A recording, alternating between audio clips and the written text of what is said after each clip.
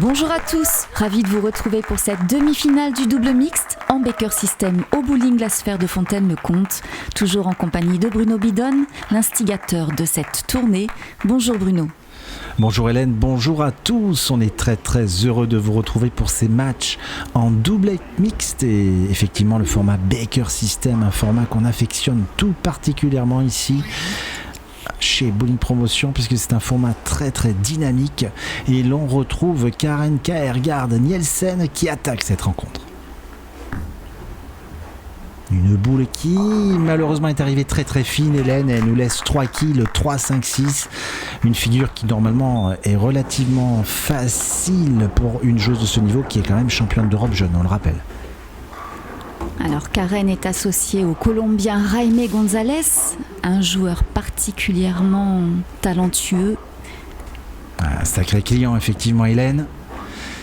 Et malheureusement Karen qui nous laisse une quille sur le pin deck, premier open du match à mettre à l'actif de cette paire González Kjaergaard, et l'on retrouve une équipe qu'on connaît puisqu'elle a éliminé Grégory Rius, le français, qui était associé à Sophie, la sœur de Karen, et donc cette paire Monica Schack-Nielsen Kenny Bio qui est une paire également redoutable. Sur le papier le match est relativement équilibré bien que Jaime González quand même a mon pronostic.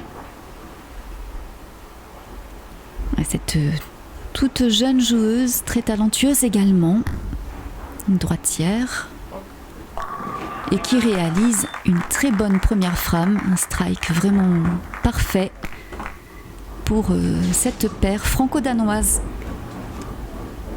Et oui, regardez, on la revoit au ralenti cette boule, un style très coulé pour cette joueuse, et une boule pleine poche, regardez, un strike 100% parfait. Et Kenny Bio a l'opportunité tout de suite de doubler. Kenny Bio qui est champion d'Europe au dernier championnat d'Europe à Wittelsheim. Et il fait partie du club les Skittles Franche-Comté. Un joueur très talentueux également. Sur le papier, Kenny Bio et Jaime González sont relativement proches. Ça va être très serré, je pense, ce match, Hélène.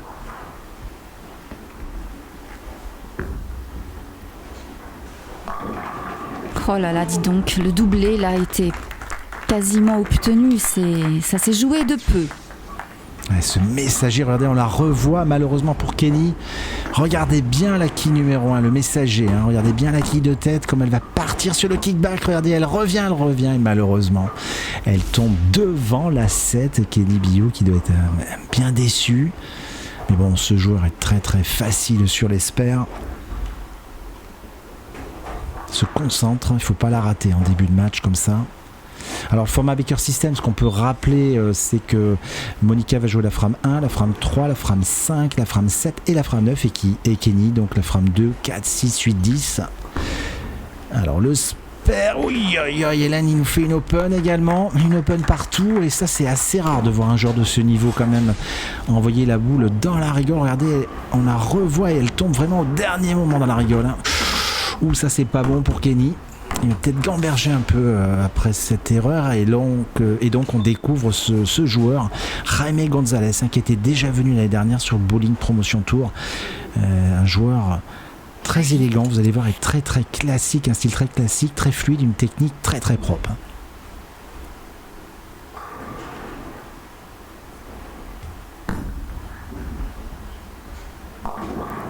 Et il laisse 2 quilles sur le pin deck. Oui. Il a l'air beaucoup plus à l'aise que l'an passé. Je ne sais pas si vous vous souvenez. Ah oui, l'année dernière, effectivement, il était un petit peu nerveux. Jaime, il nous laisse cette figure qu'on appelle en anglais le double wood, mais en français la belle-mère, Hélène. 2 quilles, le 2-8. Un spare qui n'est pas si facile que ça à faire. Il faut bien la jouer avec un petit peu d'effet pour pouvoir réaliser cette figure. Alors Jaime González monte sur l'approche, il a l'air d'être très déterminé, très focus, très concentré, regardez, mais très fluide, et pas de souci, Hélène spare. Alors ce joueur qui est quand même un joueur de très haut niveau, il est membre de l'équipe de Colombie, il a tenté sa chance un petit peu sur le circuit professionnel également, Et il voyage pas mal, hein. Il joue sur plusieurs continents et il nous a fait le plaisir de revenir sur le Bowling Promotion Tour et on a été très, très heureux de l'accueillir. Et donc sur chaque piste, nous avons un gaucher et un droitier. C'est assez intéressant, c'est très équilibré comme partie. Et Kenny, c'est le garçon qui est gaucher et dans l'équipe adverse, c'est Karen, la femme, qui est gauchère. Karen sur sa deuxième boule est encore très très fine, hein. Ça fait 2 fois. Cette fois-ci, elle nous laisse que le 3-5, donc elle a fait un petit peu mieux puisqu'elle avait fait 7 sur sa première boule. Mais elle n'est pas encore dans la poche, Karen. Il va falloir qu'elle se remette dans le coup parce que c'est une joueuse très très régulière. Oui, on a revu sa réaction.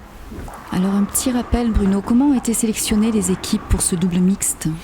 Alors attendez, je vais vous dire ça tout de suite après le spare. Voilà, pas de souci, le spare est dans la poche pour Karen. Alors en fait c'est assez simple, il y avait 18 parties de qualification et donc on avait le classement master, donc il y avait la série femmes et la série hommes et donc on a sélectionné les 4 meilleures joueuses et les 4 meilleurs garçons et donc les équipes ont été constituées comme ceci. Donc Martin Larsen étant le leader, il est directement en finale, il était associé à la française Héloïse Courtin qui est la première femme et ainsi de suite jusqu'au 4e joueur qui était directement dans le quart de finale. Donc là on est sur la frame numéro 3 déjà avec Monica qui a fait un strike, hein. Donc elle sait ce qu'il faut faire. Va-t-elle réitérer sur cette frame numéro 3? On va bien voir ça tout de suite.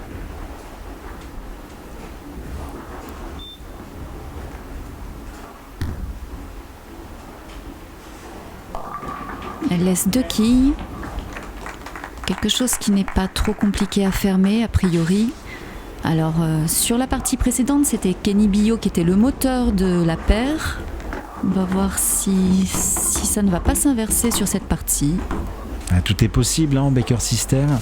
Elle nous laisse ces 2 quilles, effectivement le 6-10, une combinaison de quilles relativement facile. Et Monica quand même, elle nous a pas beaucoup raté de spare, hein, je crois, hein, depuis qu'on la voit en finale télé. Cette joueuse très élégante, regardez. Et ça a l'air d'être encore très très bien parti et c'est très très bien arrivé. Donc un nouveau spare pour cette paire. On va d'ailleurs faire un petit point score après ces premières frames. Alors regardez, il y a une open partout. Un strike et 2 spares en haut, donc 37-38, c'est très très équilibré. Et Kenny était dans la poche, hein, tout à l'heure, il a laissé la 7. Alors va-t-il bouger quelque chose dans sa stratégie, dans sa ligne de jeu pour faire le fameux strike? On va voir ça tout de suite. Il s'installe. Petite préparation routinière. Grande respiration. Allez, c'est parti. Il est dans la poche, c'est parfait comme strike. Légèrement mi-poche Hélène, mais effectivement c'est parfait. Regardez, on la revoit, cette boule de ce gaucher. Avec beaucoup de révolution dans sa boule, beaucoup d'effets. Regardez comme elle décroche bien sur la partie sèche et excellent brassage des quilles. Ça fait 10 de plus pour la paire. Et Jaime Gonzalez a intérêt à répondre et à réagir tout de suite, hein. Alors il nous a laissé la belle-mère sur son premier lancer. Ce joueur que l'on retrouvera au Master car il est en 2e position, un sacré client pour le Master cette année, Jaime Gonzalez. Alors va-t-il striker Hélène? Oh là là, avec facilité en plus de ça. Ça commence très très fort pour cette équipe. On revoit cette boule au ralenti. Ouais, ça éclate, hein. Effectivement, un très très bon impact dans les quilles pour Jaime Gonzalez. Et regardez, hein, ça n'a pas bougé, 57-58. Un match très très serré, donc on arrive à la 5e frame déjà, à mi-parcours. Et Karen n'a pas fait le moindre strike, donc on va voir si elle se cale dans sa ligne de jeu, dans sa stratégie. Elle est arrivée 2 fois très très fin, hein. Je vous rappelle qu'elle a laissé le 3-5-6 et le 3-5 sur ses 2 premiers lancers. Et cette fois-ci, elle a corrigé Hélène et elle nous met un super strike. Bravo Karen. Attention à cette équipe Hélène, parce que je sens que là, ils sont bien tous les deux. Ils ont striké tous les deux. Donc on va voir comment va répondre la paire adverse. En tout cas, ce match s'annonce très intéressant. Oui, il semble y avoir un bon feeling entre les deux joueurs, qui pourtant ne se connaissent pas du tout, je vous le rappelle. Donc c'est plutôt intéressant ce qui est en train de se passer. Effectivement, regardez, Jaime est très décontracté, mais tous les joueurs ont l'air relativement sereins. Ils jouent à 100% de leur capacité, le huilage n'est pas trop difficile. C'est uniquement la deuxième partie depuis que le huilage a été posé sur la piste.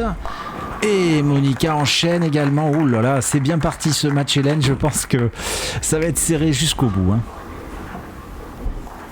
Oui, tout le monde a l'air bien motivé, mais détendu aussi. On revoit cette boule au ralenti. Et ce strike magnifique de Monica. Elle a mis une super boîte encore, comme on dit. Et notre ami Kenny Billo a la possibilité de tripler, de mettre la pression sur la paire Kjaergaard Gonzalez. Alors il est tout à fait capable, Kenny bien sûr, de tripler.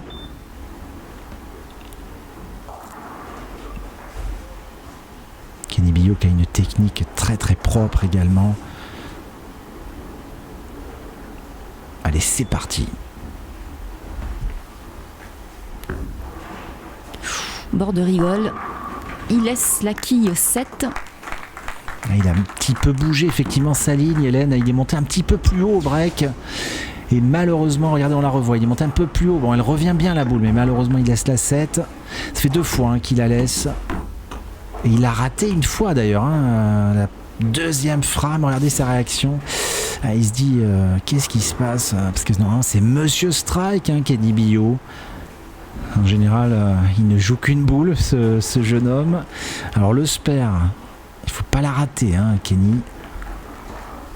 Il n'a pas l'air d'avoir la pression 2 fois et pas de souci. Là, il a fait double contact d'ailleurs sur la quille, pas de problème pour Kenny. Le spare est dans la poche, mais attention, Hélène, j'ai envie de vous dire à la paire adverse, parce que Jaime Gonzalez, lui, est bien capable de le tripler et donc de prendre un petit ascendant dans cette rencontre. Alors on va voir ce qui va se passer. Cette boule est importante à la 6e frame, parce que si le triple, ils prennent un avantage. Bien sûr, le score est trompeur, Hélène, parce que le doublé n'est pas totalement comptabilisé. S'il le triple, il passe devant. Gonzalez, Kjaergaard. La partie continue d'être très très serrée. 77 à 107. Oh là là, mais jusqu'où s'arrêtera-t-il ? Il est bien, Jaime Gonzalez. Regardez sa réaction très volontaire. Et oui, il le prend et il a bien raison. Et ils s'entendent bien ces deux joueurs. Regardez, Karen et Jaime. Et ça se tape dans les mains, il n'y a pas de problème. Et le triplé est là. Alors, égalité parfaite au scoreur, mais vous le savez, vous qui nous suivez de plus en plus nombreux lors de ces rencontres de bowling, que le triplé n'est pas totalement comptabilisé. Et surtout, si Karen est capable de quadrupler, alors là, ils vont se détacher énormément sur cette frame numéro 7. Et il y est, le quadruplé, Hélène, et il se détache. Cette paire vraiment super boule encore de Karen. Elle a réussi à se mettre dedans, ça y est. Beaucoup de vitesse dans la boule de Karen. Elle est Monica. Prend la suite. Bon petit essuyage de boules, indispensable, parce que c'est des boules qui attrapent énormément d'huile apparemment. Ouais, ces boules, effectivement, ces boules Rétane Purple, ça aspire l'huile, comme on dit. Alors frame numéro 7 pour Monica, elle a intérêt à tout de suite striker, parce que vous avez vu le score, comme ça a bougé, Hélène. 137 à 107, il y a 30 qui de déficit. Et là, il faut qu'elle strike impérativement pour recoller au score. Eh bien, Hélène, elle a fait le travail, elle est bien capable cette joueuse, elle le met, et Kenny a intérêt à doubler tout de suite, parce que sinon ça va être difficile. Regardez, on revoit son approche au ralenti, vraiment super style, cette jeune danoise. Elle se parle, regardez. Et hop là, et ça fait strike. On assiste à un festival de strike. Allez, Kenny. Il n'y a plus qu'à doubler. Hein. Effectivement, Hélène, c'est plus facile à dire, nous, derrière le micro, quand vous êtes sur les pistes, on le rappelle souvent, mais c'est tellement vrai. Je dis ça pour les téléspectateurs qui découvriraient cette discipline. Alors, Kenny, le doublé. Elle est bien partie et il le met. Waouh, super boule du français. Ouh, ça s'annonce vraiment intéressant cette fin de rencontre. Regardez, là, il est volontaire, Kenny. Et oui, cette fois-ci, c'est bon, Kenny. Le strike est là. Et là, attention, parce qu'il pourrait tripler et ainsi de suite. Vous voyez ce que je veux dire, Hélène. Donc, le match est relativement serré maintenant, sauf si ce joueur est capable de réaliser un quintuplé, et là ça deviendrait très difficile, mais s'il fait un petit spare, tout est encore possible. Alors je pense que c'est qu'une impression, mais j'ai l'impression que les boules vont de plus en plus vite sur la piste. Peut-être une impression, Hélène. Alors Jaime González, frame numéro 8, possibilité de quintuplé. Malheureusement cette boule est arrivée beaucoup trop serrée et il nous laisse la quille 4, le Colombien. Il a une technique très très fluide également, ce joueur. Enfin, tous les joueurs de haut niveau de toute façon sont dans la fluidité et le relâchement. Mais malheureusement, cette boule est arrivée un petit peu trop serrée. Alors il a dû bouger un petit peu sa ligne de jeu. Et donc il faut maintenant ne pas la rater. Parce que ce qui est important dans ce sport, c'est de faire ses spares. Parce qu'ils savent tous faire des strikes et surtout des séries de strikes. Mais il ne faut surtout pas faire de trous quand vous avez des séries de strikes. Et c'est fait, ce spare. Bravo Jaime. On va faire un petit point score, Hélène, après cette frame, parce qu'on approche tout doucement de la fin de cette rencontre. Et c'est Karen qui va prendre le relais. Alors le score, c'est simple. C'est quasiment revenu pour la paire Nielsen-Bio, parce que s'ils arrivent à tripler à la Foundation Frame, la frame 9, eh bien tout est possible à la 10. Et Karen, elle a intérêt à le mettre là, pour maintenir la pression. Cette boule est également très importante. Mais il semblerait qu'il n'y ait aucune pression pour Karen, qui pourtant disait que c'était son problème principal, mais manifestement, elle y fait face. Et oui, elle répond très très bien maintenant à la pression, cette joueuse. Et là maintenant, elle nous réalise que des strikes. Depuis son deuxième lancer où elle a eu du mal. Elle enchaîne les strikes et c'est bien parti aussi pour cette paire. Alors tout va dépendre maintenant de la paire Nielsen-Bio, parce que regardez le score. Bon là au tableau il y a un gros déficit, mais attention, parce que si elle strike à la 9, et c'est ce qu'il faut qu'elle fasse, Kenny est bien capable de tripler. Et ça va se jouer sur cette frame numéro 10. D'ailleurs, Jaime González a regardé les scores et il a bien vu le problème. Par contre, il faut ce strike. Eh bien, il est encore là, Hélène, c'est incroyable. Cette joueuse aussi résiste vraiment à la pression. Elle fait le travail quand il le faut. Il fallait strike à la 9. Eh bien, elle l'a réalisé une nouvelle fois. Ouais, on peut dire que Monica n'a pas fait beaucoup de fautes sur cette partie. Et vous avez vu sa réaction, commande. Yes, c'est ce qu'elle vient de dire. Je crois, je parle pas très bien danois, Hélène. Je sais pas si c'est ça, mais en tout cas. Et donc, on arrive à cette dernière boule de Kenny Bio. Il le sait, le français, il lui faut au moins le strike sur la première boule pour mettre la pression. Et si c'est possible, ça serait bien d'en faire 2, voire 3. La pression est sur lui. Et quoi qu'il en soit, une des deux équipes nous quittera à la fin de la partie. Effectivement, Hélène, bonne déduction. Allez, c'est parti, la pression est sur Kenny Bio. Il faut strike. Allez, c'est parti pour le français. Aïe, encore la 7. Hélène, c'est pas possible. Il a fait quand même 3 fois sur ce match. Il est tout le temps dans la boîte, Kenny Bio, malheureusement. Cette qui 7 est là. Et ouais, il est déçu, regardez son regard. Il se dit, mais qu'est-ce qui se passe? C'est pas possible. On m'a mis de la colle ou quoi? C'est ce qui se dit, non? Non, mais je te rassure, Kenny, il n'y a pas de colle sur la piste. Et il va falloir réaliser le spare. Et attention, il ne faut pas qu'il le rate, parce que s'il le rate, c'est fini. Mais la probabilité du score max spare et strike, Si je dis pas de bêtises, c'est 216, ça obligerait Jaime Gonzalez à faire au moins un spare. Hein. Donc cette boule est très importante. Il faut pas qu'il se mette trop de pression, Kenny.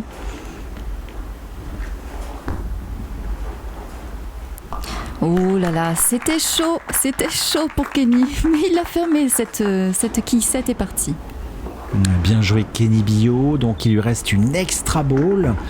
On a la frame 10, une boule supplémentaire pour terminer à 216 s'il réalise un strike. Et ça va obliger le Colombien à faire au moins un spare. Alors attention, Kenny Billot, il ne faut pas faire une mauvaise boule, il ne faut pas faire un 6 ou un 7. Parce que sinon, le Colombien aurait besoin que de quelques quilles. C'est très important cette boule, hein. Ce serait bien de faire un strike. Et il le sait, hein, Kenny.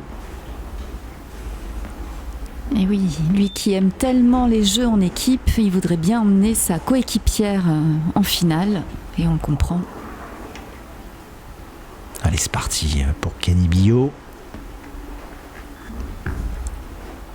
Ouh là là, je la voyais pas parce qu'elle est montée très très haut au break et finalement les quilles se sont couchées et ça fait strike. Et donc le contrat maintenant du Colombien, écoutez, c'est simple, 216. Eh bien, il lui faut au moins un spare, mais ça serait mieux un strike. Ça serait mieux un strike parce que si Jaime Gonzalez strike, c'est gagné. Par contre, tout ce qui est en dessous d'un strike, c'est possible pour l'équipe adverse de revenir. Jaime Gonzalez, c'est mission strike maintenant. Il le sait, strike et c'est gagné, Hélène. Bon, il est tout à fait en mesure d'y parvenir. Il est très décidé, le Colombien. Ah là là là là, ça y est, c'est dans la poche.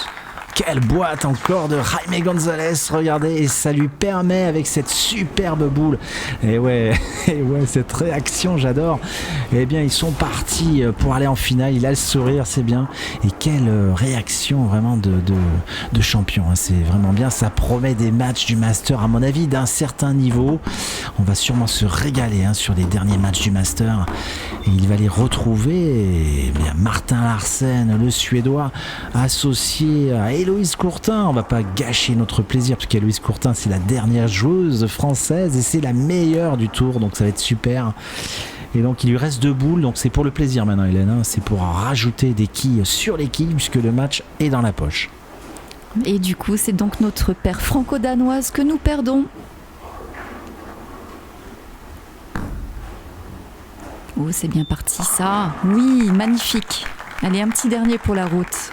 Ouais, il a montré qu'il a compris, excusez-moi, Jaime Gonzalez, il en rajoute un et ils peuvent nous faire un super score. S'il fait encore un strike, eh bien il terminerait à 236 et c'est vraiment un très très beau score, un très beau match en tout cas. Le niveau est meilleur que lors du premier match. Ça promet une finale très très intéressante. Alors Jaime Gonzalez va jouer sa dernière boule. Sous les applaudissements du public de Fontaine-le-Comte. En tout cas, ça a été un super match.